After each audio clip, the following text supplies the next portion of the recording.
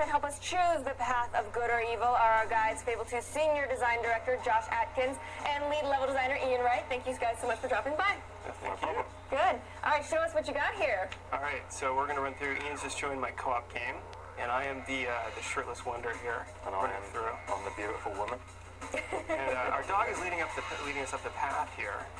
He thinks something's going on, so we're gonna chase ahead. He is. He's very wise. There he is, barking. And I'm gonna hold down the look at trigger, which is the left trigger. And there's a bunch of hobs down there, so we're gonna go down, quickly dispatch with those guys. I'm gonna switch to a fireball, and I'll stay back here, and I'll come in from range. And Josh will use his melee skills to pull some havoc. Yeah, and they tend to get scared and run away. As you can see, once they're lit on fire, which is actually pretty funny. It's actually one of the more humorous points in the game. That's a nice trick you got there, the fireball. Exactly. They get quite scared, so they're easy to pick off with a ranged attack. There you go. Yeah, so I got all those guys. And grab my orbs, because I'm an experienced junkie. And we'll run up the hill here. This is a sunken town, or a sunken village. And so there's a lot of undead and creepy crawly creatures here. Hollow men. Yeah. There's one. These guys are called hollow men, and they're basically magical wisps that can reanimate corpses. So these particular ones are actually villagers, but they could be soldiers, they could be magic users. Right. You never really know what you're going to get. Yeah. You know, we've leveled our characters quite a bit here, so we're nomads. This is kind of cool. It's my favorite part of an RPG, when you just kind of over-level and you can burn through guys, but, you know, we'll see how long that lasts.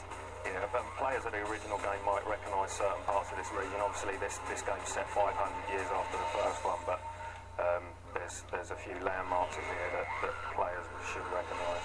Yeah, more hollow men, yeah, so they really don't want us going this way. And I'm casting my radial force push spell, which knocks them back since we got surrounded there, and I'll knock a few of them into the wall. It does quite a bit of damage both when you hit them with it and when you knock them into something. So it's pretty effective. So you have to position yourself the right way in order to use it most effectively. Yeah, and if you do find yourself surrounded, you can use a surround spell that will hit everyone at once, and you can, by tapping the same button, you'll use the same spell but a ranged version, so you can actually throw that surround spell.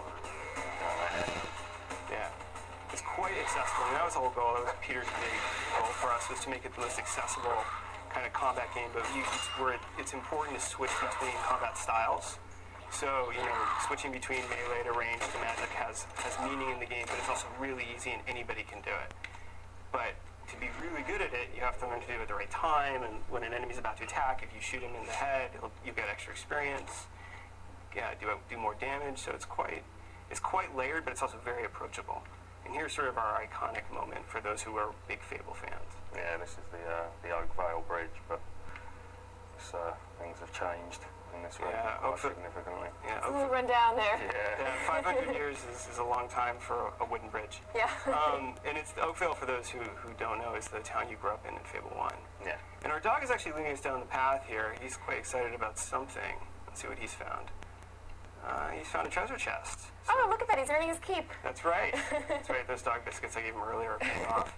And so now hopefully we'll get some good stuff out of this chest that will help us. This is a scary area, and he's gotten us a rubber ball. Oh, that's more for him, isn't it? Yeah, exactly. He's happy about absolutely that. no use to us at all. But he's also given us a live forever potion. Okay, that is good. Yeah, exactly. So that'll get us through, although we'll see how effective it is. Oh, right here, actually, ballerines. These are nasty creatures.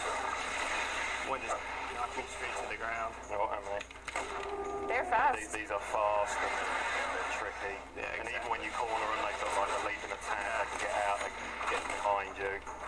We've made them some of the more difficult enemies of the game, actually. They're furry, so they work well with fire. They light on fire. And I think it's part of the strategy of how you defeat them is lighting them on fire does long-term damage to them. We'll get this guy with a big flourish here. Yeah, big attack. Try to get him. Let's try to get him. Let's let him get out of the area. There we go.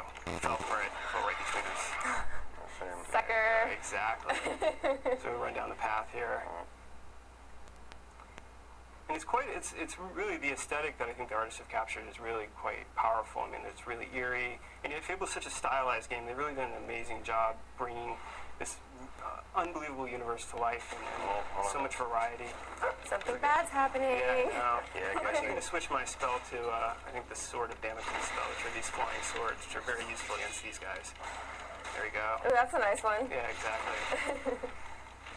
And customizing your magic is something else you can do this time. So even if you know two players are both will users, they're very likely to have different spells, powered up to different levels, triggered in different orders.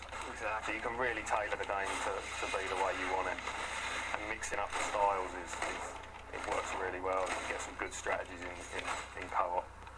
It's actually really fun to be playing co-op. We've been playing a lot of single player and starting to play a lot of co-op just for fun in the office, and it's pretty exciting. The game really handles it well. You know, you can earn more experience if you do things together. Oh, there's the soldier. He's got spells. Uh-oh. Yeah. So they don't really, people tend not to think co-op when they think RPG. Exactly. That's actually one of the big things for us that's quite important, and we think quite a big selling point of the game is that it's co-op over live. There's the orbs functionality and a way as a unique way to meet people. And then, you know, like I said, when you fight in this game, if Ian, we did this perfectly, which is quite challenging to do. If I knock a guy up in the air and Ian hits him with a spell, it'll give extra experience. And these are techniques that expert players can do, but you don't have to do it. You know?